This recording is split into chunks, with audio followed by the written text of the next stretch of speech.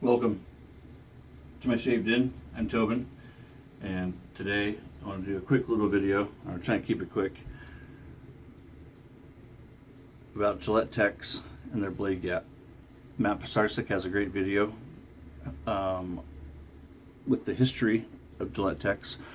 But one thing Matt doesn't really touch on in that video is the gap. Matt has been a great asset to not only myself but the community as a whole, and he has helped me a whole lot throughout the years. I've been approached by a lot of people the last few years about blade gaps, and I've also discovered the last few years since I started my eBay store that there's a lot of people who are under the assumption that Gillette Techs are mild, and I believe that's because they run into these guys. Ball in 1950s style, or like the 46 to 50 fat handle. So first, to acknowledge what Matt said in his video, is that Gillette was always trying to make a razor for every man, to be 2022 politically correct, every person. But that's always what Gillette was trying to do. They were trying to make a one-size-fits-all kind of thing, like my ball cap. Go Wahoo. So that was always Gillette's goal, with the exception of the trio, blue tip, regular, the flare tip series. Okay, this was the first real exception. Up until the flare tips, blue, regular, red, Gillette was always just trying to get the regular guy, this .025 blade gap. So first, let's acknowledge the mild ones. Let's start at the beginning, where we had a .025 blade gap. In the beginning, there was the fat handle, peri-war. A lot of people call it a pre-war or World War II tech. I'm going to try and briefly touch on that, and why I don't call it a World War II tech, and why I don't call it a pre-war tech. This was sold at the time of the war, from 1939 to 1945. To me, there's two World War techs. We have this one here, the Bakelite, and then we have the other ones, Bakelite with the plastic base plate, metal head, and then this is known as a contract tech. And why this one is called a contract tech is because this style of black handle was the type that Gillette contracted with the United States Army to supply the GIs. Now, the GIs certainly did receive these. That's a whole nother ball of wax. I'm just explaining to you why I don't like to call it the World War II tech, because there are other techs, in my opinion, that fit that bill more appropriately. Coming back to blade gaps, the peri-war. Pre means before, peri means middle or during, and post means after. Pre, peri, post. The war started September 1st, 1939, when Hitler invaded Poland.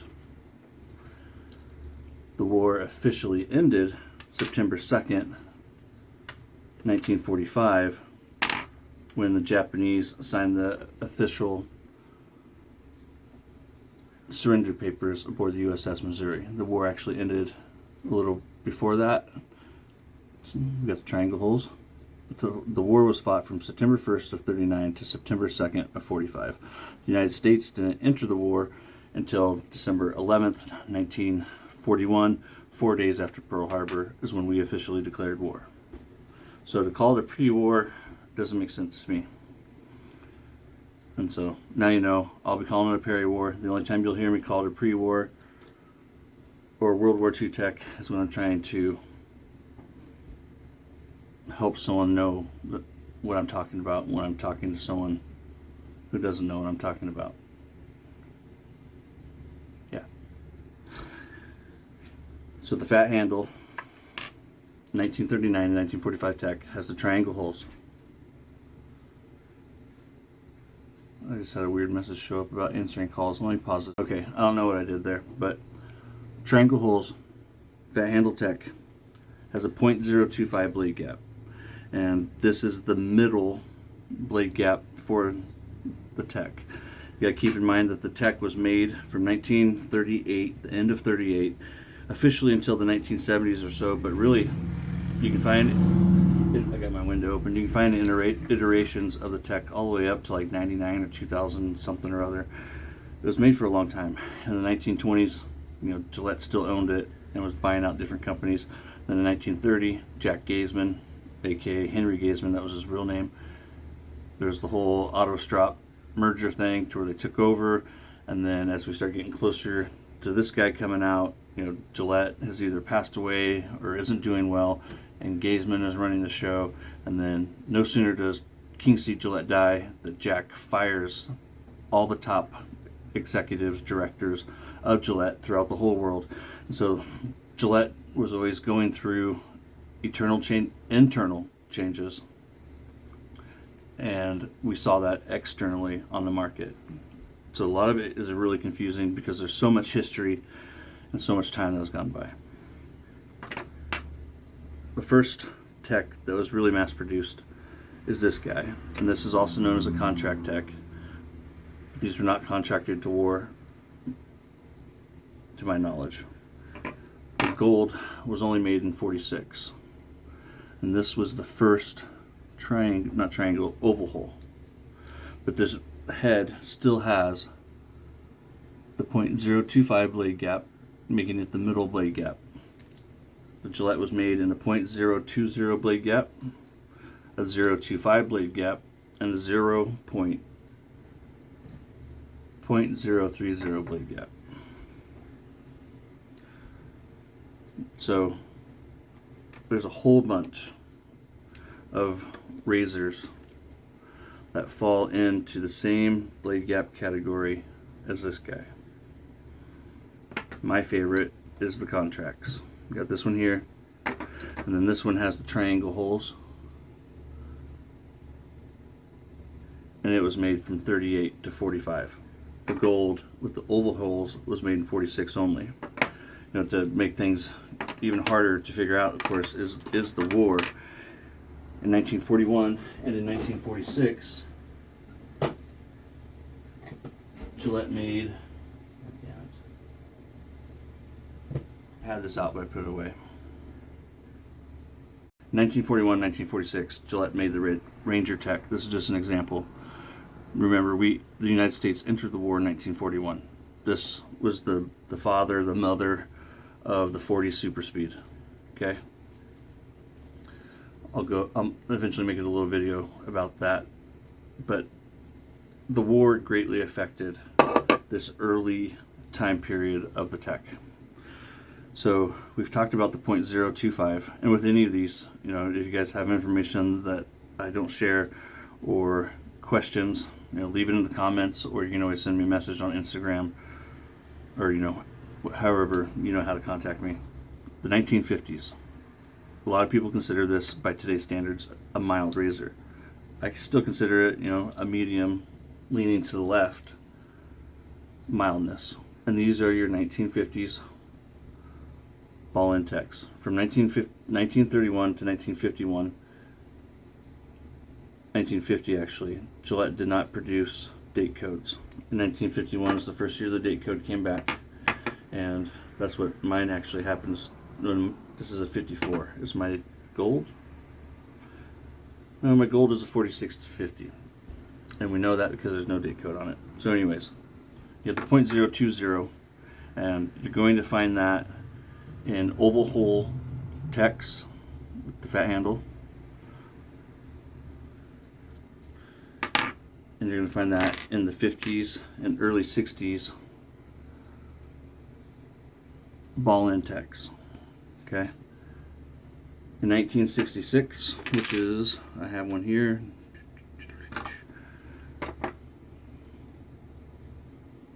I had one here. In 1966, Gillette went back to the .025 blade gap right here, and that's an L date code from L. So in 66, Gillette goes back. So from 46 to 65, Gillette is producing the .020 blade gap. Now remember, when you find one of these in the wild, at any time during the last 80 years or whatever, depending on the age of your razor, people could have swapped out the head or the base plate. It happens all the time. I got probably 40 techs in the house right now, and a couple of them, I guarantee you, just mathematically didn't have the correct pieces together. It's not uncommon for me to find razors that are mismatched, and that's just because over the years people don't know, or you might drop your tech, and then you buy another one, and just there's so many possibilities that people could do things. And then there's a .030 blade gap, and to me, even by today's standards, it is a very efficient blade gap. These all have the same angle and the same exposure. The only real difference is the gap. Now on this razor here, this is World War II. And this one actually came in the Bakelite case. It has the plastic bottom. Look how straight that is. It doesn't curve down like the others. The plate curves down. This thing is just straight, and that's because of the injection mold. At this time, plastic is a very new thing, a very fancy thing for a lot of people. Silly putty came out in 1942, and that was because the War Department was trying to find a better way to create rubber. And they took boric acid and something else, I forget now, and they accidentally created what we now know as silly putty. And the plastic egg, of course, was an injection mold. About that same time, we get the barrel of monkeys. Mr. Potato Head, except for back then it was a real potato and you stuck your injection parts in it. I got some old chess pieces. It was very simple stuff. And so because of the very simple stuff is why this is a very simple design on this base plate. This is a damn fine shave though. This is a .030, and if you're not careful, this guy will get you. Just like my fat handle Canadian Tech. This is a 1932 model. Not to confuse things even more, the 1932 is not the year that the razor was produced. This razor was produced from 38 to 45 in Canada, and it's the 1932 model. I got this one as a gift from my mom, new old stock, this past Christmas. Actually opened it up out of the box. When you find the ones that have aluminum handles, especially from overseas, I have my Argentina right here. This is a .025. My England right here. This one actually has the aluminum base plate. A lot of these, this one's a beauty. And I'll attach some pictures to this video too. This one actually has the brass handle, this nickel plated. My French right here. This is also a .025. So the moral of the story is it's really hard to know which is which, especially when people switch things out, but you can get a general idea of what is what. This is my Dylan Beck razor. Dylan Beck was a toy company. The blade gap on this is actually like .040. Dylan Beck was only making toys prior to the war, and they were all injection mold, and actually Dylan and his company, they were the first people to actually make toy cars that kids wanted to play with, and that's because up until then, they were just mold injected, and so the wheels didn't turn or anything like that. And Dylan was the first person to actually have a metal axle and round plastic tires and a car that would go, and he ended up doing the same thing with airplanes and all this other stuff, and created a huge reputation for himself. So when the war broke out, Gillette was already doing its Bakelite thing. Uncle Sam reached out to Dylan Beck and said, hey, we need you to make razors. And he had no idea what he was doing. And they actually put him in touch with some people at Gillette. And they didn't, share any of their equipment because they were busy assisting the war effort themselves, making different parts for the war. But a lot of the technology, pun intended, that Dylan received in the information was based upon this Gillette Tech, including the shape of the handle. And I'm actually going to do a shave with this. You see here, Dylan actually has the curvature going down. That bottom plate, you can see how it starts to curve down. The bottom plate on this Tech does not. Dylan was ahead of the game in a lot of ways. He was the Hasbro and the Play School all wrapped up in one back in the day. So I hope I haven't made things any more confusing than they already are. But you can always send me a message if you have any questions. 3 different blade gaps: 0, 20, 0, 25, 0, 30, 1938 to 1945. You can count on it being a 025. 46 to 65. You can count on it being a .020. And then there's a bunch of variables, like I was saying, with the aluminum handles, the travels. A lot of your travels, regardless of the year, a lot of them were made late 60s. Aluminum handle here. This one's a .025. Aluminum brass handle, .025. And if I look, the blade, yeah, so we got a J here and a P. Both late models. I'm going to attach Matt's video, and I'll also attach my video showing you how to do the measurements for blade gaps. You can pick these up on Amazon for like $7. And the ones that I use the most are the .025, the 005, the .010, and the 020. Those are the ones that you want to look for the most. 25, 20, 005, and the 10. You can put those ones together. You can do just about everything that you need to do for measuring razors. You know, they come with a bunch. Mine did. It's like 24 total that it came with, but these are called blades.